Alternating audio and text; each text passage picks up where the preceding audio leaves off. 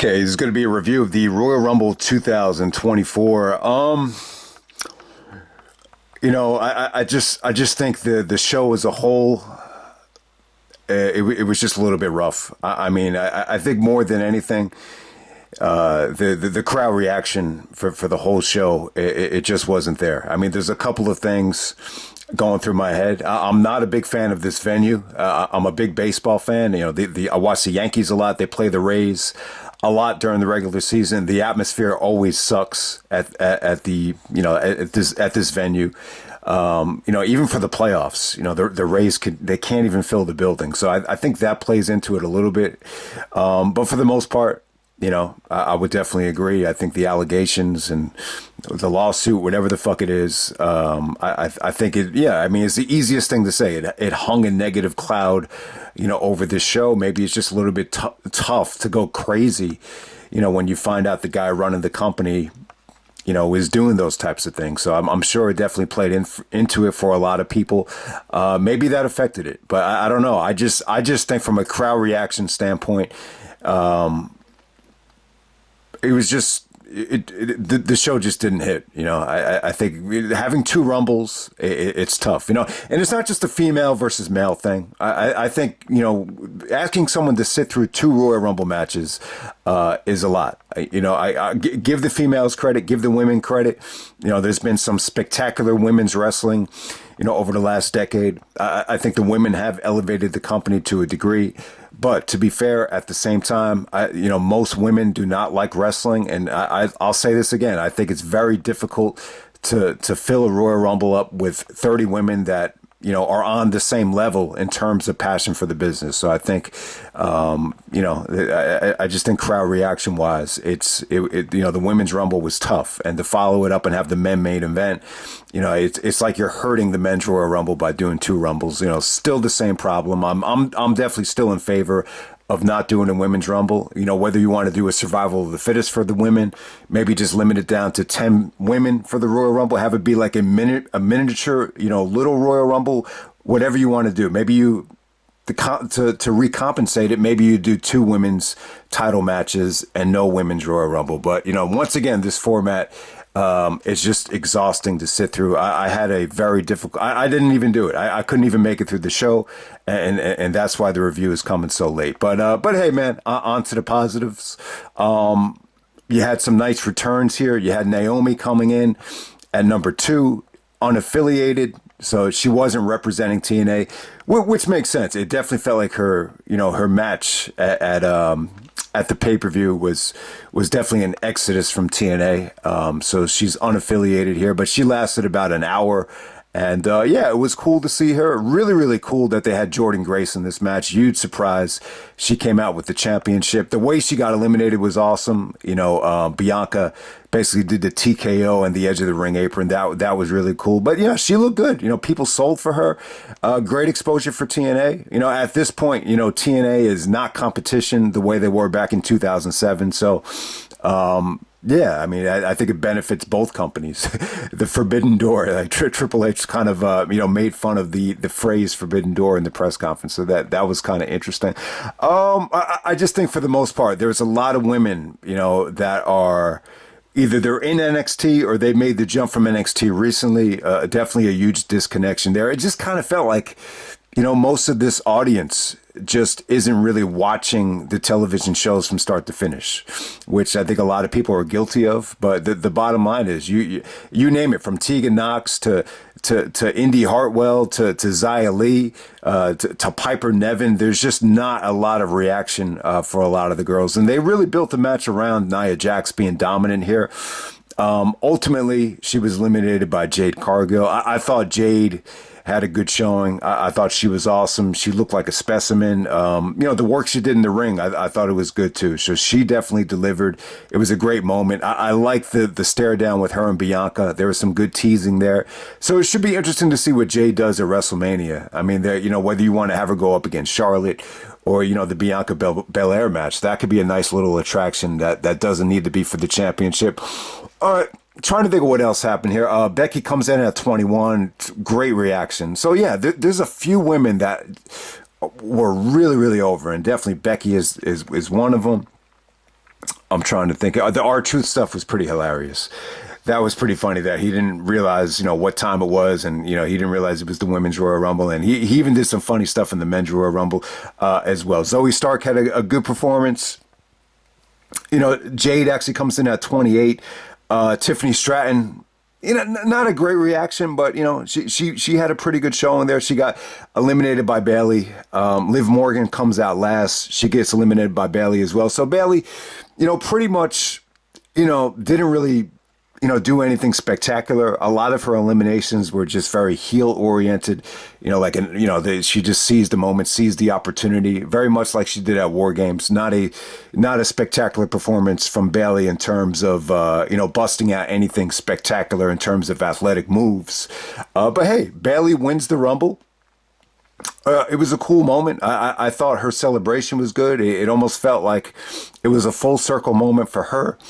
I like Bayley. I still like Bayley. I think she's a hell of a personality. Wrestling wise, she hasn't really, shown a lot, since the Sasha Banks stuff. She has a totally different body now. She wrestles differently. But we'll see. We'll see, what she does at WrestleMania. I would think she would go up against her stablemate in Io Sky and prove people wrong. So it was cool. It was cool that Bayley won. I think Bayley winning was actually refreshing. It almost felt like, they gave it to someone that really, truly earned it. So there you go with that. But not a spectacular Women's Royal Rumble match. Was it the worst? Was it worse than the part-timer one from 2022 when you had the Bellas coming in and Melina coming in and, it was just awful? Not as bad as 2022. But from a crowd reaction standpoint, very, very, very draining, very difficult to sit through. By the end of this thing, it was really tough to gear up and watch the end of the show. So let's move on to the Fatal 4-Way. So yeah, the way they booked this was kind of weird. I think in retrospect, I love. I mean, the best that they did with the Rumble, and since they had the women involved, I think the smartest thing they did was just have the men go first and have the championship match go last, like they did last year. It was, that was the ideal show. I think that worked. The show still had its flaws, but I think that worked better than a lot of the other Rumbles. But yeah, I think in retrospect, if you still want to have the men go last, which, obviously makes sense, it's a no-brainer. That's the tradition. I think in retrospect, you have Logan and Kevin open up the show, and then you have the women follow them, and then you did the championship match right before the main event. That's the way I would have done it. I just think the way they did this was hard. It was just hard.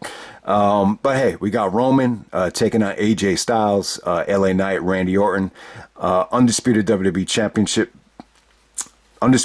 Universal Championship match with Roman's title on the line. I thought it was match of the night. But they still struggle though. There's just something about this match that I didn't like. I think everything here just felt a little bit forced. I think a lot of the breakups felt unnatural. I just don't think it was a great night for anybody here. I think everybody had their moments, but for the most part, it just felt like it was a tough match to work. That's the bottom line. It just didn't feel like an unpredictable match. I think because it was a 4-way, I think a lot of people just assumed Roman would win.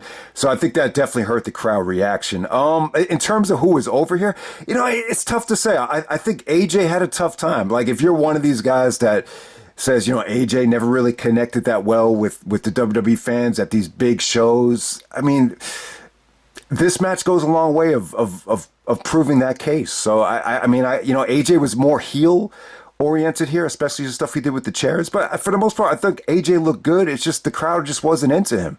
LA Knight, if you're a casual fan, you would come away from this saying like, oh, okay, the fans are really into LA Knight. They were pretty much into him. I thought LA Knight busted his ass. He had some really, really good stretches here with the highlight being the avalanche of Falcon Arrow. Orton had some really good moments. The running RKO to AJ off the top rope was really, really cool. He had some nice RKO sequences, RKOing Roman out of the spear. The fans actually woke up for that, so that was good. Lots of suplexes through on the tables from Orton and LA Knight. So you know, it was a very physical match, just not pretty. I just don't think anybody here ever felt comfortable, and I'm not sure what it exactly was. The Solo Sikoa stuff just kind of. I don't think it went over well. It kind of got X-Pac heat. It kind of got the kind of heat like, why are we paying for this shit type of heat? So yeah, Solo took an awesome bump though, so give him credit. Ending was kind of weird. The LA Knight and AJ got tangled up on the ropes. AJ goes for the phenomenal forearm. It looks like the cables from the ropes like almost cut his core open, and Roman's able to do the Superman punch on LA Knight. And then he's able to spear AJ to get the victory. Yeah, so it almost felt like they just put AJ in the match just so he could get pinned.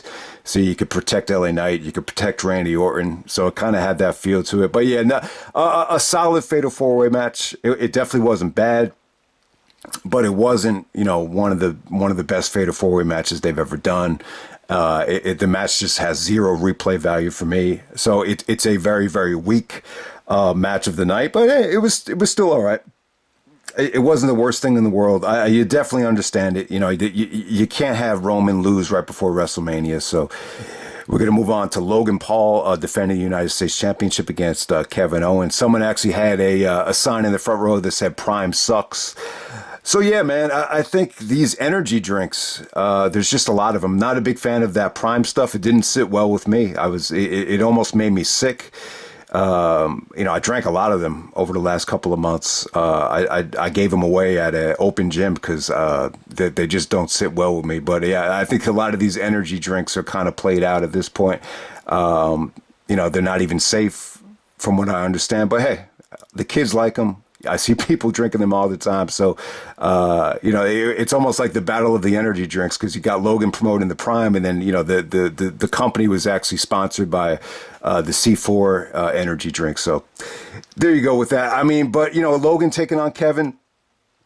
I think this is a great matchup, man. I thought it was a lot of fun. I just think it had a tough time in this spot. Had a disqualification. I think Logan cheating with the brass knucks, it's just not a good way to showcase him. I think he's an awesome talent. He was able to showcase, some really, really good, technical wrestling here. I think he did some really, really good stuff here. There wasn't, with Logan and Owens, I think they probably could have main evented this show. Especially if Logan was going to pull off, some kind of memorable bump here, but it really just didn't come here. It wasn't really much of a match. But it had its moments, though. Logan gave Owens a vicious strike, which Owens kicked out of. He was taunting the commentary table for saying, you said nobody could suplex Kevin Owens. I could do, acting like Kevin Owens weighs like 500, like he's like the Big Show, which is crazy. And then Owens actually countered that into his Fisherman's Buster off the top rope. That was a pretty cool spot. So yeah, I mean, the match was going along great. Owens was able to intercept the brass knucks, and then the referee saw it before he got pinned, so it ends in a DQ. This definitely sets up a match at WrestleMania. So I think Logan and Kevin, Kevin has proven in the past that he could, carry these spots where he's wrestling a celebrity or wrestling a part-timer and deliver something special. If you give Kevin and Logan Paul the green light, expect something special because Kevin could deliver in these, whether it be a street fight or, any type of these, matches that involve weapons. So, the match is kind of disappointing. I just think they put them in a rough spot. I think if this was the opener, they definitely could have gotten a lot more out of it. Okay, next on to the main event, we have the men's Royal Rumble match, which came down to Cody Rhodes and CM Punk, as predicted. But when it came down to Cody and Punk, I think the ending between them was good. It wasn't great. I don't think this was the best ending between two guys to end the Royal Rumble match. We've seen guys have a much more engaging ending than this. Undertaker and Shawn would definitely be one of them. There's other guys too. Even Jericho and Sheamus probably had a more intriguing ending to this. But this was good though. I think the ending here between Cody and Punk, there was nice back and forth. They gave the fans what they wanted. There was some great trash talking from Punk. I'm not going to lose to Dusty's kid. So you saw Punk kind of, talking down to Cody. Cody winning.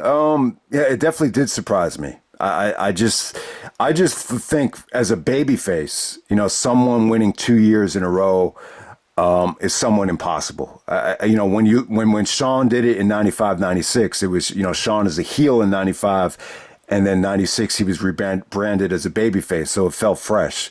You got to remember when Austin did it, he was a heel in 97, and, in 1998, he was the red hot babyface. So it's a little bit different. This is more similar to Hogan. The Hogan thing's a little bit different because the 1990 Royal Rumble, Hogan was champion and the championship wasn't on the line, and he still won it. And then in 91, the stipulation wasn't intact. They just wanted to make Hogan strong for WrestleMania, make him look like a patriotic babyface. So it's a little bit different here. I think with Cody winning, it's got Vince McMahon written all over it. This feels to me like, all right, Vince changed the finish last year, so let's get this right and let's have Cody, win it this time. I think too. I think Punk is still probably going to face Seth Rollins. It's just I think the idea of Punk actually winning the Rumble, I just don't think it's sat well with most people. I think even Punk would tell you, like, maybe that's a little bit too much too soon, for me to win the Rumble. So yeah, Cody wins in Florida. St. Petersburg area, he paid homage to Eddie Graham and, the Florida territory, which, this is where Dusty, made a name for himself as well. Even though Dusty is pretty much synonymous with the NWA, you got to remember, Dusty made a huge mark in Florida. So it was definitely cool. I think Cody, the fact that he's a two-time Rumble winner up there with all those guys when they were asking him, this puts you in the same level as Hogan, Michaels, Austin. It's humbling. It's almost like, wow, man, it's such a thin line just between being Stardust and then becoming, Cody Rhodes. It was really cool. You could tell, like, he started tearing up and it affected him. So yeah, you got to get Cody and Roman at WrestleMania. That's how it pretty much came off, and the rest is history. Kind of a predictable main event, but we'll see if they can make it interesting, at least on the mic. But the Rumble as a whole, I thought they struggled. I think by this point, there's just so much to sit through. By the time we got to the Rumble, it was just. A lot of stuff just didn't go over well. Particularly the Lashley stuff got zero reaction. When Omos got eliminated, nobody cared. When Austin Theory came out, I just didn't think the fans were there. The Uso stuff was pretty cool. When Jay came out, I was like, all right, Jimmy's got to come in at number 2. The Uso stuff got a good reaction. The Grayson Waller stuff, I didn't think that went over well. Andrade makes his return.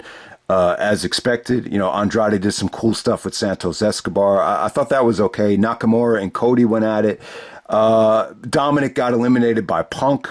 The Carlito did not get a great reaction. Even the Apple stuff, just didn't go over well, in my opinion. Ludwig Kaiser, Gunther's guy, Gunther was a little bit disappointed that he got eliminated as he was walking into the Rumble. So, they might go back to, Gunther and Ludwig at WrestleMania for the Intercontinental Championship. I think that's a possibility. Finn Balor comes in at 14. He gets eliminated by Braun Breaker. They're just not really treating Balor like the main event star that he is. I will say this about Breaker, though. I thought Breaker looked awesome. Not a great response from him. It almost felt like a lot of people aren't watching NXT as expected. Carmelo comes in at 5, Breaker comes in at 20. But I got to say, though, like in terms of athleticism, explosiveness, mobility, the way Breaker runs the ropes, like he really impressed, almost more than anybody here. So give him a lot of credit. Kofi Kingston comes in at 17. He did some really, really good stuff with Ludwig Kaiser to follow up some of the stuff they did on Raw. Gunther comes in at 18. He lasts until the Final Four. I thought Gunther had another great showing. Obviously, you can't compare it to what he did last year. JD McDonough gets eliminated by Jey Uso. R-Truth gets eliminated by Damian Priest. R-Truth did some fun stuff, though, with Damian Priest. I got to say, you got to give R-Truth a lot of credit for comedic value. Once again, The Miz comes in at 25. He does some good work with Gunther, but Gunther eliminates him. Sami Zayn actually comes out last. And this is where I'm just really frustrated with this crowd. I mean, how does Sami make his big return? And it just didn't, I don't know, man. It just didn't get the response that it deserved. That it's as simple as that. When Ricochet got eliminated, He took a nasty bump from Drew McIntyre. McIntyre comes in at 29. There was some good stuff between McIntyre and Punk, where McIntyre is talking down to him. He's like, I'm not the same person I was 10 years ago. I'm your leader now. And then Punk is able to, kind of Death Valley drive him out of the ring. Not exactly a believable finish, but it wasn't bad. All right, so the criticism of Punk not looking that good, I'll say this. I think it's tough to showcase how good you are in a Royal Rumble match. It's not the best. It's not the easiest way to show, like, oh man, I still got it. I'm still that good. It is really, really tough. I didn't think Punk looked great. I didn't think he looked awful. Sometimes when you're winded or sometimes in these Rumbles, you're doing a lot of selling. So it's really, really tough to be judgmental against Punk here. But hey, it's a tough situation. He's 45 years old. He's getting older. He's been out of the business for a while. He's been in and out recently.